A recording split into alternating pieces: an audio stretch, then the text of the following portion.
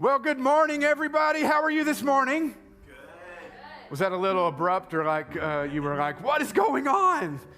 I know it's like cold outside. I just looked and it's like 30 degrees and I know, it's like, oh, I'm not ready for winter. But that's okay because we're going to worship God together and it's going to be a great day here in this room. And man, I'm really glad to see all of you this morning. If you're new with us, we want to just say a very special welcome. Thanks so much, whether you're in the room or joining us online. Thanks for being a part of our worship service today. It's not about me. It's not about the team up here. It's not even about you. This is about God and what He wants to accomplish here today. And we know it's no mistake that you're here.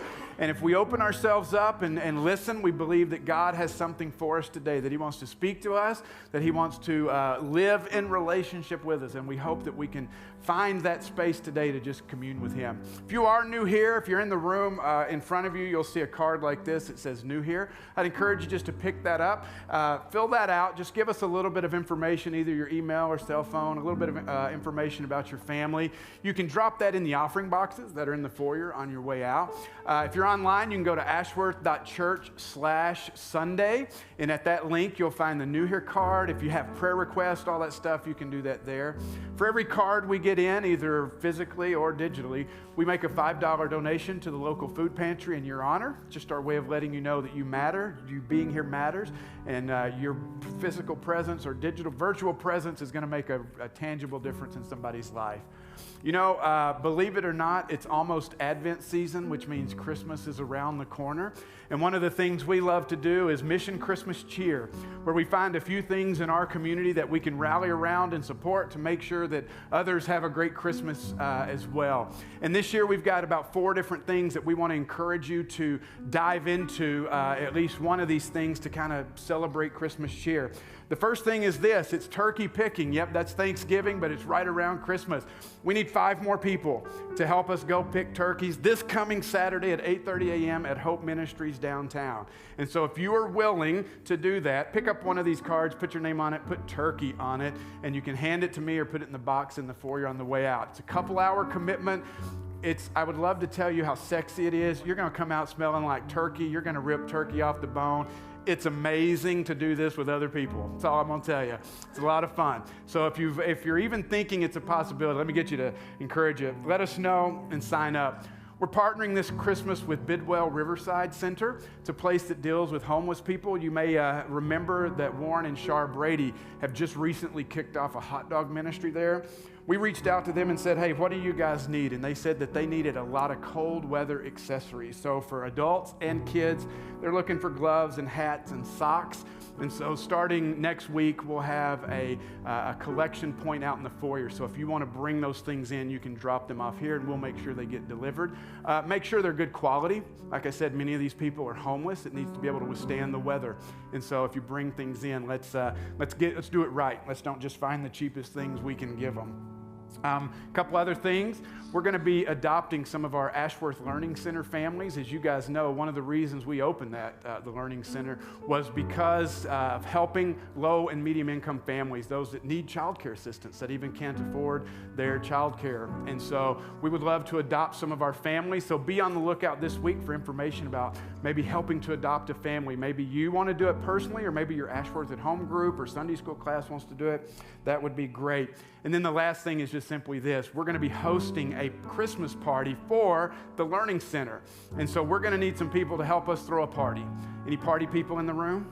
Yep, that's what I thought. I expect all of you guys to be here. We're going to have food and games and fun. It'll be in this room, and we're going to want all of you guys to come in and help us. Great opportunity to build relationships with our Learning Center and the families that we have there, and just to see how God is going to continue to use that relationship. I'm excited to be here today. How about you? I am excited. God's going to do something today, and I believe that. Let me pray for us. God, we're excited to be here. We want to encounter you. We want to see you. And God, we just come in with a heart surrendered that says, do what you want to do in this place. So God, help us to worship you. Help us to see you. Help us to draw closer to you as we give our lives completely and totally over to you. It's in the name of Jesus we pray. Amen. Let's stand together as we worship.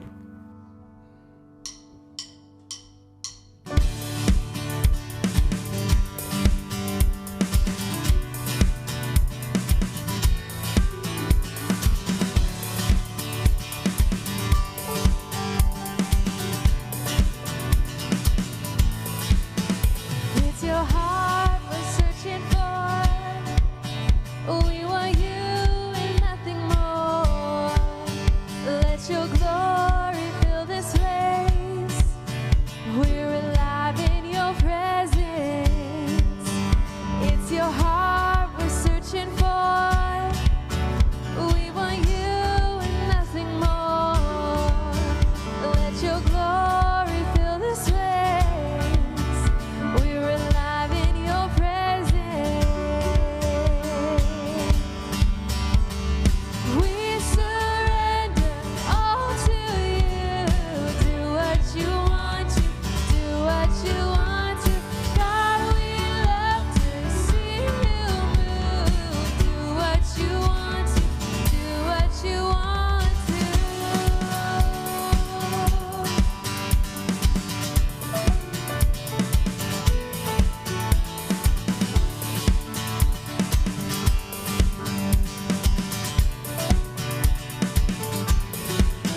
We are standing in your light, and our hearts are open wide. Let us see more than before. Lord, come have your way here. We surrender all to you. Do what you want to, do what you want to. God, we love to see you move. Do what you want to, do what you want to.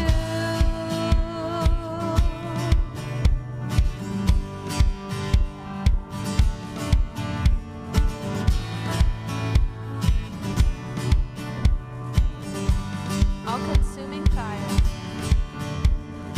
All-consuming fire, fall on us. All-consuming fire, fall on us. All-consuming fire, fall on us.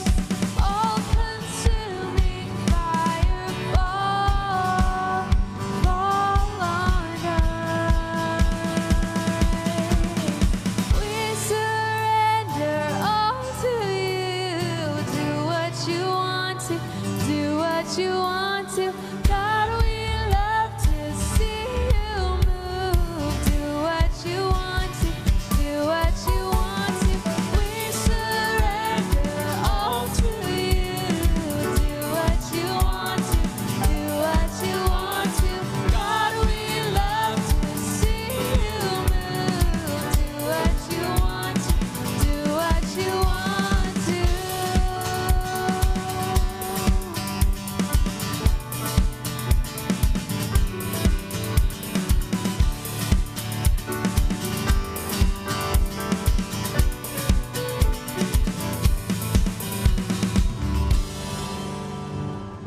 Jesus, we love you, and we are so grateful that we can be here this morning to worship you.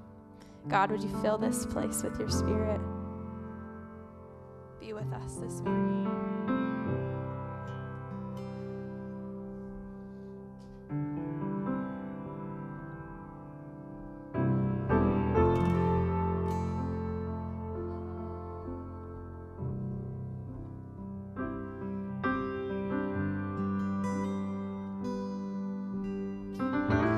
Sing this out. You are waymaker, miracle worker, promise keeper, light in the darkness. My God, that is who you are. You are waymaker, miracle worker, promise keeper, light in the darkness.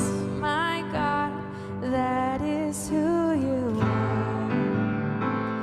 You are here, moving in our midst. I worship you. I worship you.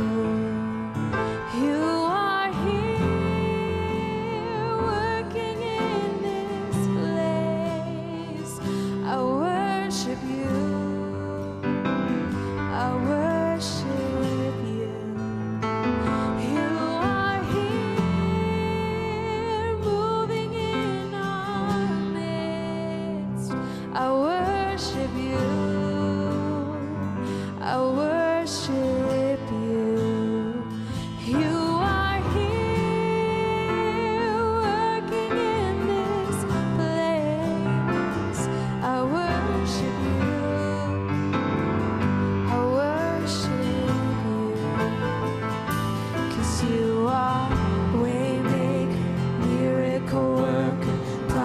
promise keeper, light in the darkness, my God, that is who you are. Waymaker, miracle worker, promise keeper, light in the darkness, my God, that is who you are. You are here, touching every heart. I worship you. I worship you. You are here, healing every heart. I worship you. I worship you. Turning lives around. You are here, turning lives around. I worship you. I worship you. You are here, mending every heart. I worship you. I worship you. Waymaker, miracle worker, promise keeper, light in the darkness, my God, that is who you are. Sing it this morning. You are waymaker, miracle worker, promise keeper, light in the darkness, my God, that is who you are. That is who you are. That is who you are. That is who you are. That is who you are. So this week, as I was preparing this worship set, I was praying and kind of saying, you know, God, what do you have for our congregation this morning? What do you want to speak to us? And I felt like he was revealing to me that there's a lot of hurt in this room. There's also a lot of happiness and joy, of course, but I don't know, just the reminder that if you're hurting, whether spiritually, emotionally, physically, he's here with you. He's holding your hand, he's crying with you, he's hugging you, he's comforting you. And if you're rejoicing and you're praising, I mean, he's there with you too. He's able to meet us wherever we're at. But I don't know about you guys, I've been really hurting. And so I just need this reminder that when I don't see God working necessarily, I know that he's still working. And so, yeah, let's just sing that out this morning.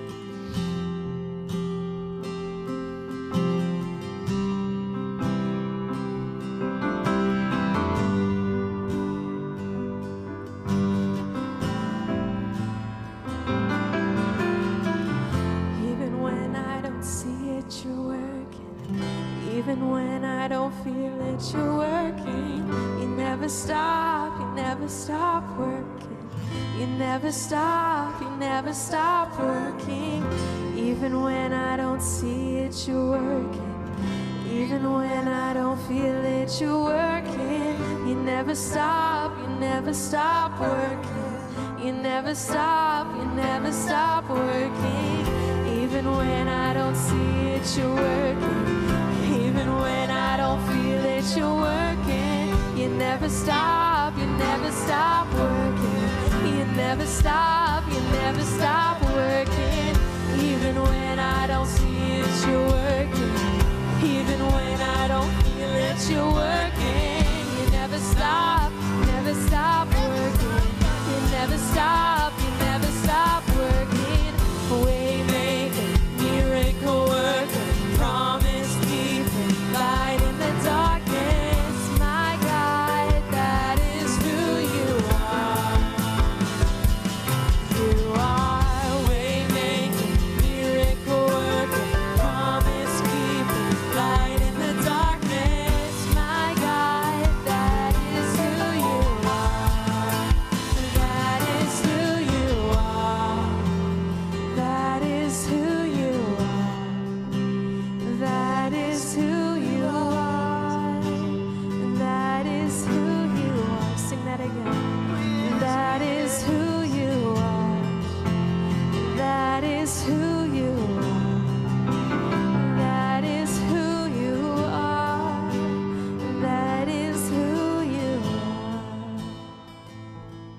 God, we thank you that you are here with us through every storm and every trial and every praise and celebration, God.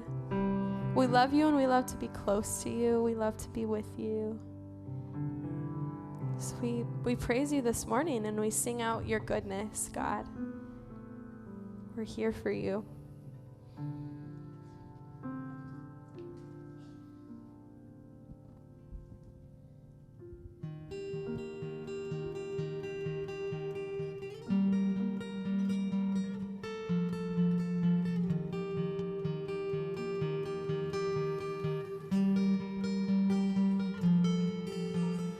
God of creation,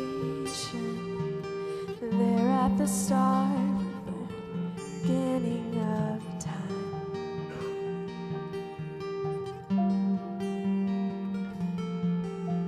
With no point of reference, you spoke to the dark and fleshed out the wonder of life.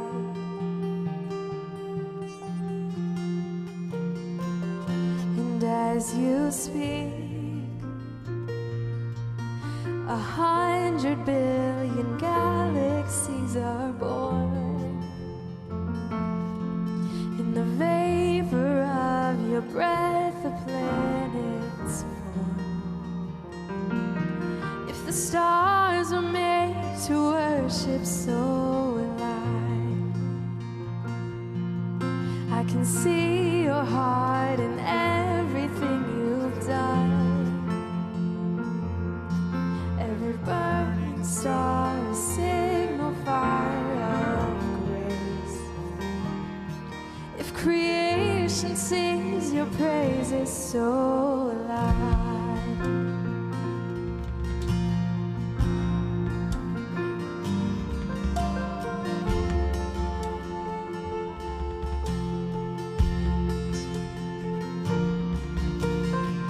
Of your promise, you don't speak in vain, a syllable empty or void.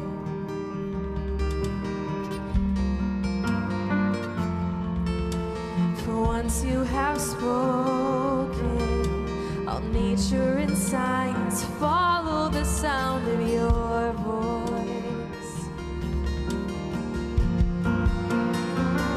And as you speak, 100 billion creatures catch your breath, evolving in pursuit of what you said. If it all reveals your nature, so will I can see your heart in everything you say. Sky, a canvas of your grace. If creation still obeys you, so will I.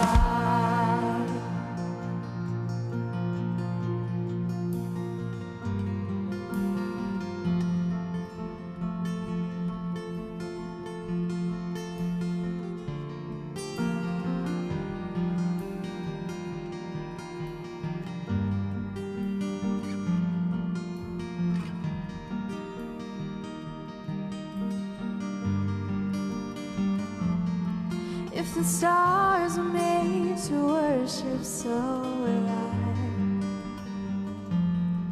If the mountains cry reverence, so will I. If the ocean roars your greatness, so will I. For if everything exists to lift you high, so will I. If the wind goes where you send it, so will I. If the rocks cry out in silence, so will I. If the sum of all our praises still falls shy, then we'll sing again 100 billion times. Oh.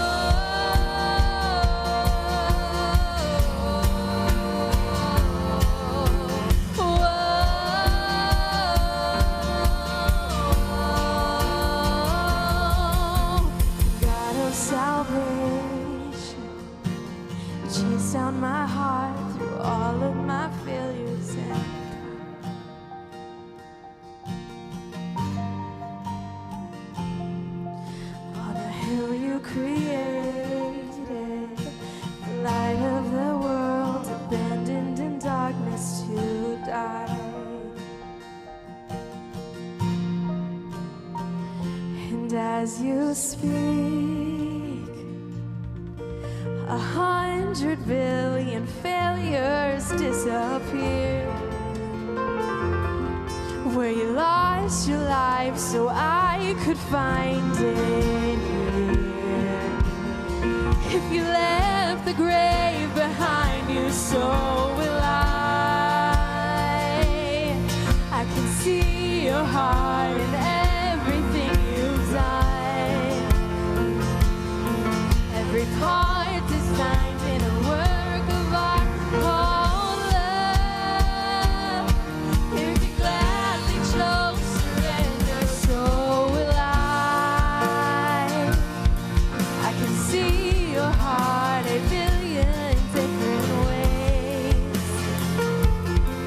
Every precious one, a child down to. If you gave your life to love them, so will I. Like you would again 100 billion times. But what measure could amount to your desire? You're the one who never leaves the one behind.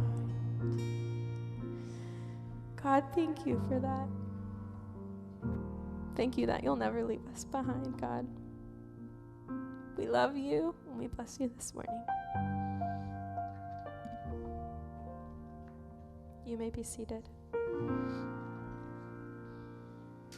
Hey, it's time for Ashworth Kids. If you're between the ages of 2 and 5 years or kindergarten through 5th grade, we would love for you to join us. Please make your way to the back of the sanctuary and then into the foyer where one of our children's ministry volunteers will be there to meet you and take you down to our basement level. Parents, you can pick up your children from there after the service. Well, good morning again. It's great to see you guys. Man, today we're wrapping up the series we've been in. We've called Tension, where the Bible seems to contradict itself. And so now, this morning, I want to begin with a little game of Would You Rather. Okay? So this sounds fun and exciting, right? So everybody has to play along. Okay? So I want to see some hands. And so the first one's going to be easy. Would you rather always be 10 minutes early, always be 10 minutes late or 20 minutes early? Always 10 minutes late or 20 minutes early. Let's see, the late people. Okay, late people. Oh, only a few early people. How many of you grew up in that home where if you weren't 20 minutes early, you were late? That would be my home right there. That was right. That's why I am the way I am. Would you rather know the history of every object you touched or be able to speak to animals? Oh, which one, Luke? How many of you say speak to animals? Anybody say you want to know history when you touch them? Oh, we got a couple of people. Nerds. No, just kidding. Here's a fun one. Would you rather have all the traffic lights you approach be green or never have to stand in line again? Ooh. The red light technically be a line that you're waiting. You're sitting in line, but it's only this way. It said standing in line. So see it. So there's the difference, the qualifier. Green light people? Okay. Waiting in line people? Oh, wow. You people hate queuing up there. That's awesome. All right, here's another one. Oh, this is a good one right here.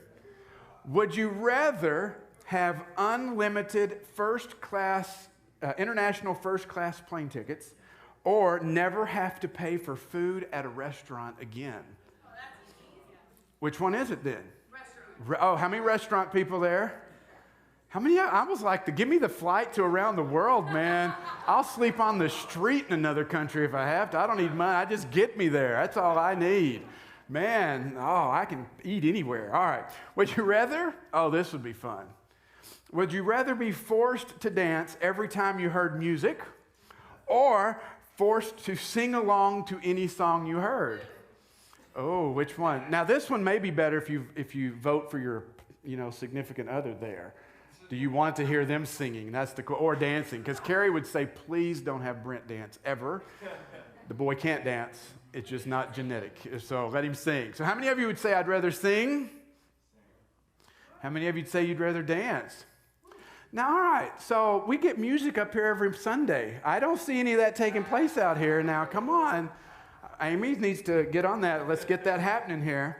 Okay, a couple more here. Would you rather give up using a phone or tablet forever or give up having salt on your food? Oh, that's a tough one, right? Salt? Anybody willing to give up salt? No? How many of you say I'd give up my phone? Take my phone, please. I got to have my salt. Interesting. All right. This last one's a tough one, too. Would you rather lose the ability to read or lose the ability to speak? How many of you would say I would rather lose the ability to read? Okay. How many of you would say I'd rather lose the ability to speak? Okay, about half and half. Interesting. As I thought about this last one as I laid in bed last night, I thought, I think I could give up my ability to speak, even though that's kind of my job. I'd have to learn sign language or something to be able to communicate. But then I found a loophole. It said you couldn't read, but it didn't say you couldn't listen to audiobooks or podcasts, so I'm fine. I mean, I'm 47. I had to pull out cheaters this year anyway, and if you've noticed, my Bible's getting further and further away when I read on the stage, so the reading thing's about to happen anyway. So, isn't that funny? We present these goofy options. It's like give up your phone or lose salt. Is that really a choice you ever have to make? No, that's not a choice. And yet we play these silly games, and we go, okay, I'll play your silly game, Brent, but we know that's not really true. But a lot of times, as we've been in this series, I think we've seen that sometimes how we approach faith and approach these big topics of faith, we get to the place where we actually create that dynamic that says, well, I have to pick one or the other. I can't pick both. And the reason we do this silly game here is to remind us it's not that way. And I hope that you've seen over this series that it is not that way at all. That our faith is bigger than to say you have to do one line of thinking forever. That we can exist and live uncomfortably so in tension between things that will be pulling at us our whole lives. And today, what I want us to do is look at this, and as we wrap this up, talk about what do we do here? Reminding us all along the way that we're moving beyond the either-or mentality to figure out, is there a both and? Amy reminded me this week, the great theologian Daniel Tiger, he says this, he says, it's okay to have two emotions. Anybody heard that from Daniel Tiger? Amy obviously has many times, mother of toddlers there. We get in that mentality that's like, no, you can't. No, you can't. You can't have these two things. You can't be happy and angry at the same time. You can't be sad and whatever. And Daniel Tiger telling kids from toddlers on up, yes, you can. And so really we want the Daniel Tiger approach to our faith here to say, yes, we can. We can have two thoughts in our head. We can have two ideas or beliefs in tension all throughout our faith, even sometimes when they seem like they're contradictory values or beliefs. And so I want to do a quick rundown of where we've been through this series. So stay with me on this journey here. We started week 1, way back when, about 7 weeks ago. And we talked about the sovereignty versus free will. Sovereignty of God versus the free will of man. And a lot of times theologians love to debate this. They love to say, well, it has to be one or the other. And what we see is that no, these two can exist in tension if we see it properly, that yes, from one side it looks like, yes, God is completely sovereign. From the other side, it looks like man has complete and total free will. But in God's economy, in God's system, we do have free will in his sovereignty. It's an amazing thing. And we need to remember, God is bigger than us, and the idea of God is much larger than many of us can, all of us can comprehend. And that's the way, if it's the God we can comprehend, is it really God? And this is okay. It forces us to go, well, how can this be? And so we struggle with that. Can we really have a sovereign God with free man? And we would say, yes, we can. And we talked about the contradiction of being in the world and not of it, that we have to be here. This is our location. But just because we are located here doesn't mean we have to take on the influences of the world, to allow all the things that are out in the world to continue to influence us, that there has to be a bigger, greater, stronger influence that is moving us as we live. And then we talked about strength and weakness. And man, isn't that a funny one? Because we found out that it's actually in our weakness that God's strength is made perfect in us. It's not that we have to be strong, it's that we are strong because God says we're strong, and it's in that weakness we're at our strongest. Does that make any sense? Nope, not at all. Is it tension? Absolutely. You completely understand it? I give you about 65%. That's good, right? And that's okay. We can live there. We don't have to have this all figured out. Then we talked about the fun one of freedom and responsibility. Freedom is such a value in our culture, and any threat to freedom seems to be met with violent resistance. But we saw that freedom cannot be our ultimate value, that it is going to come about. But as followers of Jesus, we have to be willing in our freedom, in our complete and total freedom in Jesus, we must be willing to limit that freedom for the sake of others, just as Jesus limited his freedom for us. He's been our guide through this whole thing. Then we went to the tension of the Old and New Testaments, and we're really looking at, is the Bible presenting two different gods? Or is it one singular God? And we discovered it is one singular God, that as we move from the Old to the New Testament, we just get a clearer picture of who God is, that is ultimately consummated in the person of Jesus Christ. And if we wonder, if we question, what is God like? All we have to do is pull out the Gospels and we read about who Jesus is, because he is the perfect representation of God. He is God, and he shows us exactly what God is like. And when we try to understand that, when we look at the Old Testament, we see judgment and we see wrath and we see all these things, we bring them into the light of the New Testament to understand that all these things are coming about because of God's love for us. We talked about the tension of being called apart. That happens sometimes. When Pastor Ryan left here to go down to Sheridan, this is his second week pastoring that church. He and I've been talking a ton, which is fun. But we realize that sometimes God leads us on different paths, and that's okay, that we can do that we all don't have to stay together all the time. But we did say that wherever you are, regardless of where God has placed you, be used by God there. And then if he calls you, be willing to go. Just be open, be surrendered, be willing to do whatever God calls you to do. And then last week, we looked at this one that I told you honestly, I didn't see as a tension until I heard it mentioned on a podcast, and it just wrecked my brain a little bit. And it's the tension of unity and holiness. And this is a big one where the temptation is for us to go to one extreme or the other, because we'll want to move all to unity to the disregard of holiness, or all to holiness and throw away unity. But we understand that when we don't hold these two things in tension, an incredible thing happens to us. That our witness to the world diminishes, just disappears, when we don't have unity and holiness. If we're known by our disunity or our unholiness, there's a problem in our witness in the world. And so today, what I want to do just in the next few minutes is talk about, so how do we handle this tension? What do we do with this tension? We've tried to give you guys along this journey some things to think about and how to handle the tension, but today I want to just kind of focus in this avenue for the rest of the time that we have. You see, I think acknowledging the tension is a start. Anybody here grow up in a church that really acknowledged stuff like this? Or was it a little bit more black and white that said, nope, there's only one way to believe, there's only one thing to believe, you believe this or you're out? I mean, typically more of a fundamental black and white faith is what some of us grew up with. And in that, the idea of tension can be a real unsettling thing. But really acknowledging that tension exists, acknowledging that in the tension, we won't have all the answers, acknowledging that there may be doubts along the way. Oh no, not that word. Acknowledging that we may have questions. That's okay. That's okay. That is a part of the faith journey.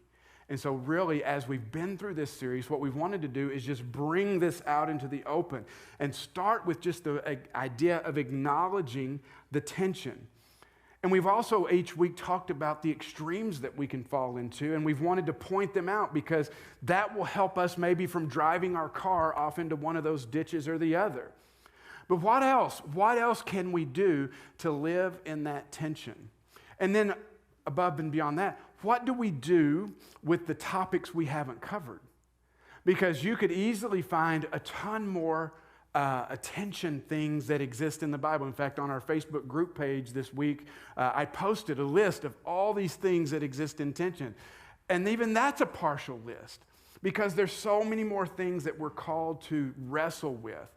How do we do this? How do we handle the tension? Well, that's what I want us to look at today.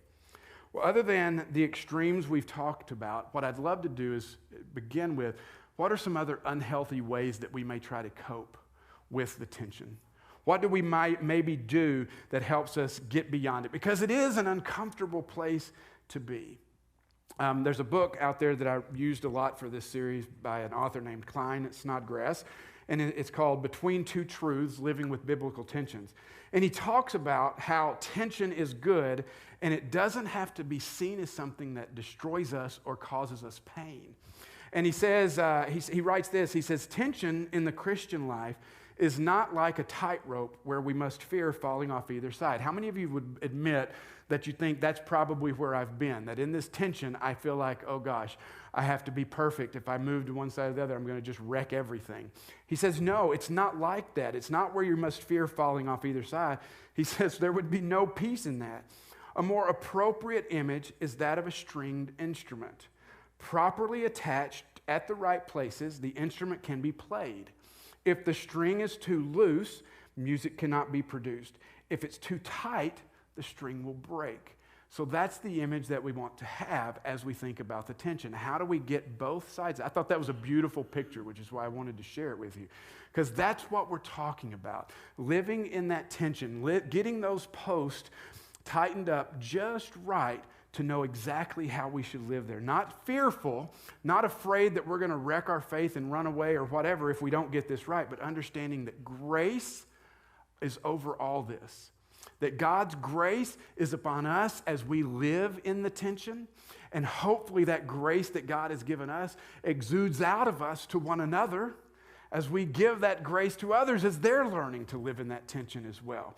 So, what are the other unhealthy coping mechanisms that we might employ in order to deal with this? And I think the first one is just simply this: simplistic thinking. Simplistic thinking. One of my greatest frustrations in life right now is when we see complicated things happening around the world and in our country. And the solution that often is presented is the most simple. But complex problems rarely are solved with simple solutions. And sometimes we take a simplistic approach to our faith. And when we do that, I think we miss out on the greater thing that God has for us, understanding greater depths of our faith. Now, I'm not saying faith has to be complicated, because Jesus himself even said it only takes childlike faith to come to him, to know him. But we don't stay there. We don't end up there. Yes, it's a childlike faith, but he didn't mean that this whole thing would become automatically simple as a result. I mean, even when we stop just for a moment and we think about God himself, what do you think of when you think of God? Give me some answers. What do you think of when you think of God? Heaven, okay. Huge, what'd you say? Grace. Love. So I heard something. Just, okay. Close. All right, so Amy, you didn't know you were going to walk into my answer, but you actually did. Because your two things that you said what? You said big, huge, and close. Those nice little theological words were immanence and transcendence. I love those words. God is near, and yet God is far. How does that compute? Can you take either one of those things away? No. Yet somehow, in our limited human understanding, we are supposed to wrap our minds around this idea of God being both immanent, near us, and transcendent beyond our understanding. Our salvation, how are we saved? Paul's pretty clear, right? By faith, not of works. And yet a few books over in the New Testament, what does James say? Oh, but let me tell you about this faith. Faith without works is dead. Okay. So faith and works, faith no works. Anybody else a little confused? That's the whole point about faith, is that I think the problem with American Christianity mostly has been that we have so simplified faith that we've reduced it down to, we'll say these magic words and faith is magically upon you, and we've taken all the mystery of tension away. We've taken all that away, and in doing so, we've missed God in the process. We've created a simplistic religion that doesn't really help us at all. Gives us the right behavior to do without the transformation taking place in our hearts. So we need to move beyond the simplistic answers because they don't exist. Okay? So secondly, what can we do, I think, is another problem is this: we will shut down. If we're not careful, you ever get to the end of a problem and you're just like, okay, I'm done. I love to do word puzzles and puzzles. I have some on my iPad, and I just love to do them. I do them every day. Ryan always thought that was amazing about me. When we traveled, I'd do Sudoku. I like Sudoku. I love it. But have you ever gotten to the place in a puzzle where you're just so frustrated and you're just like, oh, forget it. And you just move on and you go. Anybody else like me in that? See those hands? Thank you. I see those hands. Of course, that happens in faith as well. We get to a place where we may not fully understand something, and the temptation is for us to just pull back and go, okay, I'm just not going to deal with it. I'm going to shut down completely. It's too hard. I just want following Jesus to be easy. But again, just like in the idea of simplicity, where did we get the idea that following Jesus was easy? Well, I'll tell you, most of us in the places we grew up or first heard about faith, it's not. Look at the lives of the people in the Bible. Their lives were never easy. Their lives were never full of comfort and ease. They were always difficulty. Look at Peter. Look at Paul. How easy were their lives? How much junk did they have to endure for the sake of knowing and following Jesus? A bunch. So we have to fight against this idea of just, well, if I can't understand it, I'm just going to shut down. Because when we shut down, we move to the next thing, which is we just become passive. We don't think, we don't move, we just go wherever the wind blows us. So if we're with this group, we become that. If we're over there, we go that way. And that's where the danger comes in, because when we're passive, it means we're more open and susceptible to going to one of those extremes or the others. As one commentary I read this week said, it says, the dangers of tension are real, but the dangers in dealing with only half-truth are much greater. We can't get to this place where we're unwilling to deal with it. Or probably the greatest danger I see is this: deconstruction. That is a very in vogue thing to do right now. You hear a ton right now about certain Christians walking away from faith, deconstructing their faith, just getting out of it. We can't resolve the tension, or we don't want to, or we think the tensions can't be resolved, so we just completely give up. Now, I don't want to be simplistic in my understanding of everybody who has deconstructed faith, but I would say that many times in the articles I read, handling the tension is part of it. Problem of evil seems to be number one. How could a good God let bad things happen? And because we can't get an answer to that question, we go, I'm out, I'm done, I'm walking away. And you see, the problem is, yes, sometimes bad things happen to good people, and we are left trying to figure out why. And sometimes we don't get the answer. We're just like Job. At the end of the story of Job, he never gets an answer. He never gets, well, I did this to you because, or I allowed this to happen to you because. We just need to be aware that this is where we, I think, will move towards. We want simplicity, we will shut down, we'll be passive, or we'll even possibly deconstruct. But let me ask you this question. As you look at this list, are there any of these ways for coping with the tension that you see in your life? Or anything that you might gravitate towards that you think, okay, I need to pay attention to this? We need to be willing to cope with this stuff. And we don't have to do it alone. We need to be willing to cope with it in community, to surround ourselves with others, and to have trust in people enough that when we're struggling with these things that we're holding in tension, that we're willing to say, hey, I need to share with you. I'm struggling here. I'm trying to understand this. And then if you're the person hearing that, you need to be trustworthy enough to not go, well, you're not a very good Christian then, are you? To listen and help them process and understand.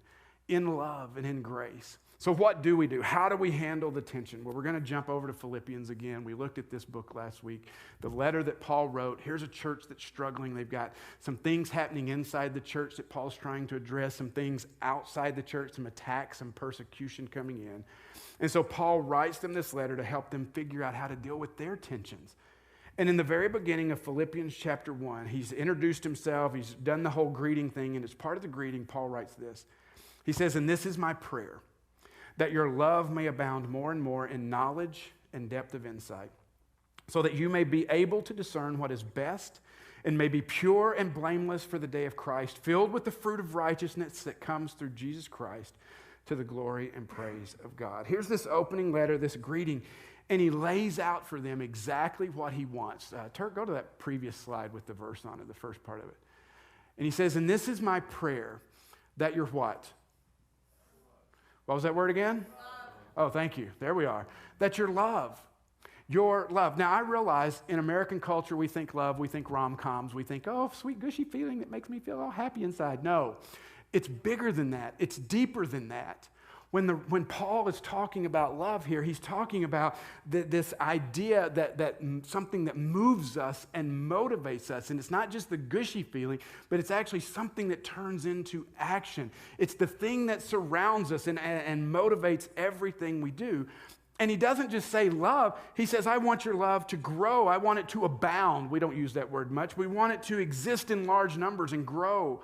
And love is a critical component in dealing with tension.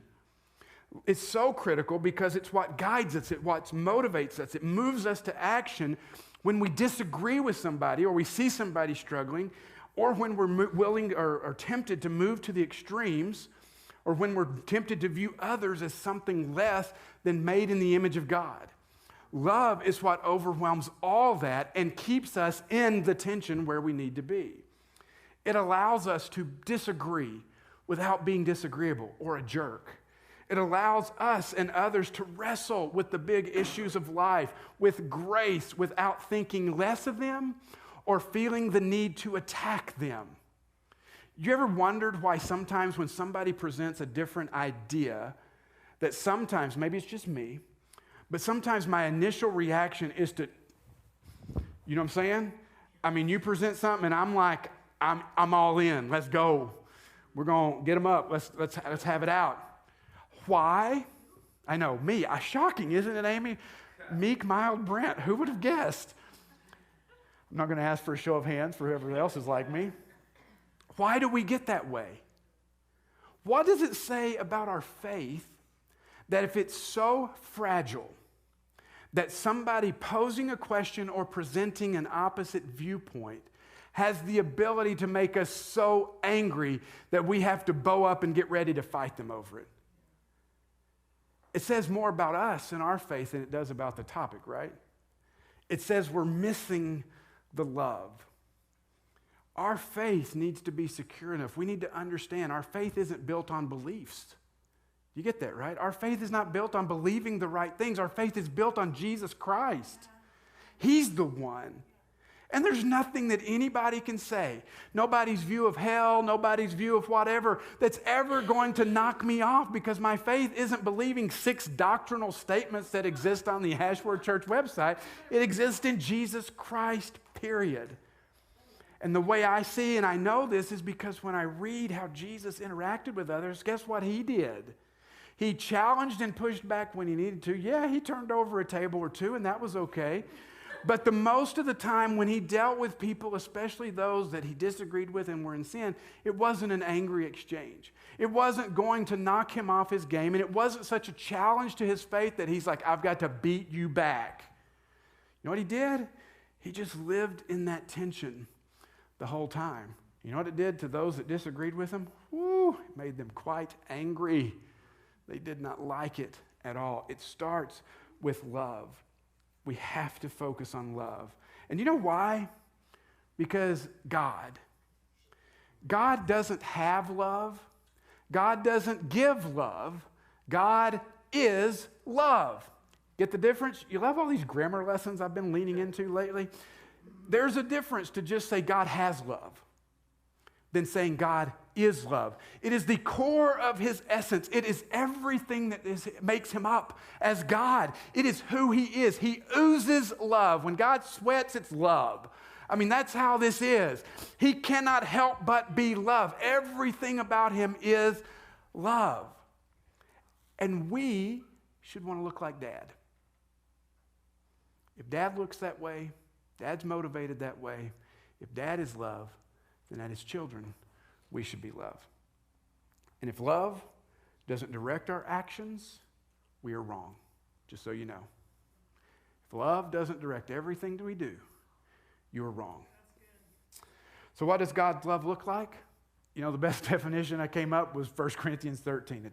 Love is patient, it's kind, it's not self-seeking, it's self-controlled, it's not proud, it's humble, it's not easily angered, rejoices in the truth, protects, trusts, hopes, and perseveres. Love never fails. Our love should be this increasing thing that is growing more and more in our lives. And notice what he said. It's growing in knowledge and depth of insight. When Paul says knowledge, you know what he's saying there? He's not saying, oh, go to more Bible classes. To know someone biblically, you know what I'm talking about, right? When Adam knew Eve biblically, you guys know what I'm talking about, right? Relationally, closely, intimately, that's the same thing. God says he wants us to grow in our love by knowing him, relationally experiencing him, and also not just that, but depth of insight. Man, isn't that something that we need? The clarity to know what really matters is what Paul is talking about. You know, sometimes I think we have a great discerning spirit when we can go, oh, I can know good from evil. Great. It's not what Paul is talking about. He's saying we have to be able to know what is good from what is best. And to be able to have that moral insight, you know what that means for us? It means that discerning spirit to be able to tell the difference, to be able to see how things are different. And then Paul wraps this up when he talks about you need to be pure and blameless with the fruit of righteousness. All the things we're talking about, the tensions that we exist in, the ultimate thing is what are you doing with that? What is that shaping you into? Is it shaping you into the person that looks more like Jesus, to have that kind of fruit in your life? Or is it turning you into an angry, bitter, deconstructed, non-faithful, whatever? What Paul's praying for the people here is that our love grows in knowledge and depth of insight so that we become pure and blameless. That holiness we've talked about, that fruit of righteousness, something that's produced in how we live. And the question is do we see that in how we live? Do you see that fruit in your life? So I want you to stop and think for just a moment here. So thinking about living in the tension, all the things we talked about, sovereignty, free will, strength, weakness, unity, holiness, all that list we went through at the beginning. What's something in your life right now that is causing you to live in that tension? And how are you responding to it?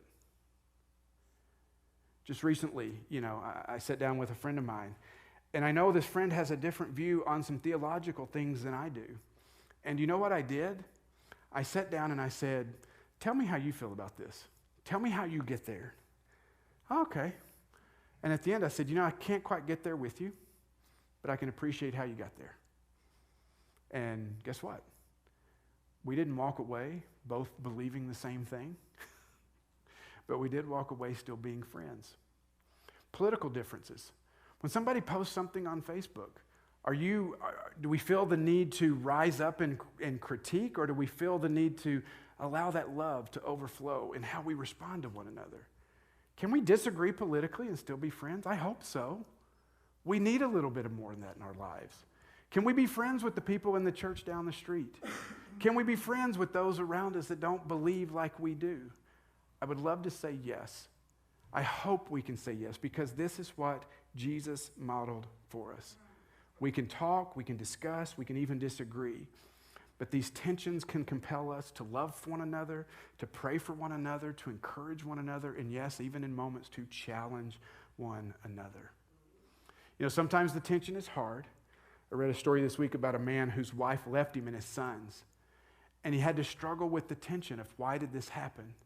He said he didn't doubt God's love, but he questioned how God could allow this to happen, and he ached why his prayers were not answered. That's tension. Do you understand how we live there? That we don't allow it to knock us off, and we understand that God is still love, even if we don't understand everything that's happening. Jesus is that model. How closely does our life reflect him? That's the question. Are we willing to live in the tension, embracing that tension with grace and humility, just as Jesus did for us? Let me pray for us. God, this has been a tough series all the way through, but God, we know that we can't just rely on the simplicity of life to get us through, because these are the big questions and the big challenges of faith. So God, as we finish this series, we know that if we think about our lives right now, there is tension, trying to know and trying to understand how to live and follow Jesus. So God, I just pray that you give us insight. Help our love to grow, just as Paul prayed, God. Help our love to grow more and more in knowledge and depth of insight, so that we can be blameless and holy and show that fruit of righteousness in our lives. God, we want to look like Jesus, and we know to do that means living in that tension. So God, help us. We need you. Holy Spirit, we need you to reshape and reform and transform us from the inside. Because God, we don't want a simplistic faith. We want Jesus above all else. So thank you, God, for your word. Help us to just live like you.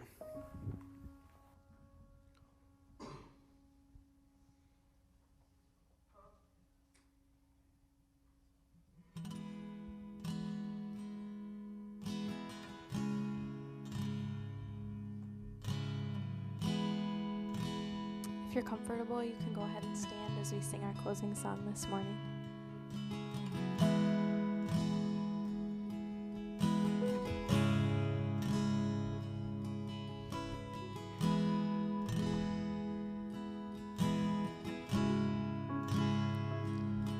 All these pieces broken and scattered, in mercy gathered, mended and whole, empty-handed but not forsaken. I've been set free. I've been set free. Amazing grace, how sweet the sound that saved a wretch like me. Oh, I once was lost, but now I am found. Was blind, but now I see. Oh, I can see you now. Oh, I can see the love in your eyes, laying yourself down,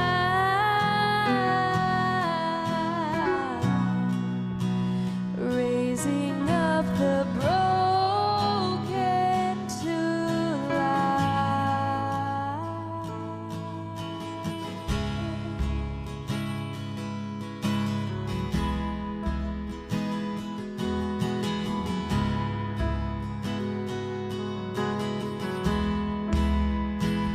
You take our failure, you take our weakness, you set your treasure in jars of clay. So take this heart, Lord, I'll be your vessel, the world to see your life in me. Amazing grace, how sweet the sound that saved a wretch like me. Oh, I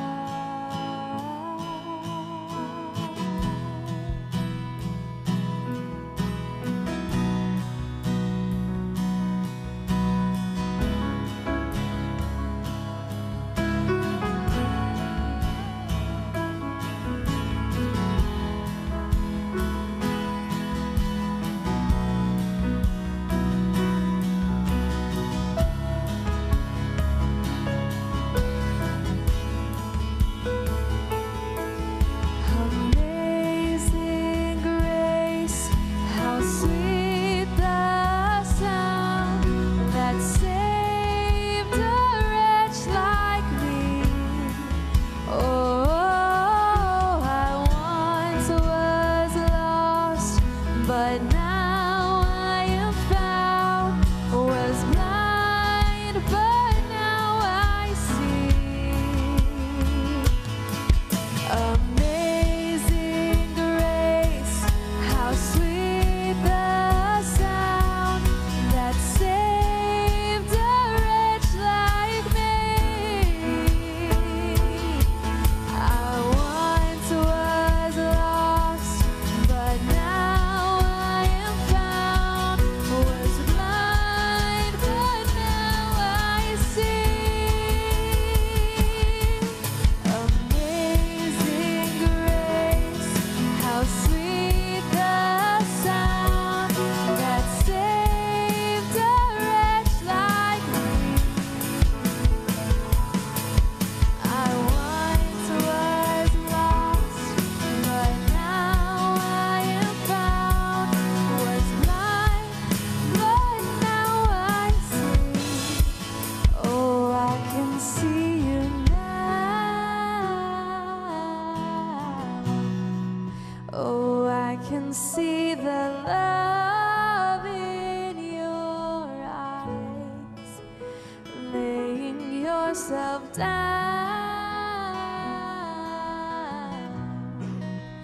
raising up the broken to life.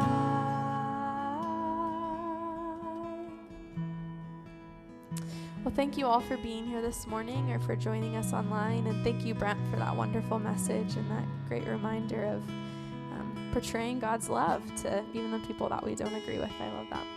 All right, you guys are dismissed. I hope you have a great week. We'll see you all next week. Go in peace and love.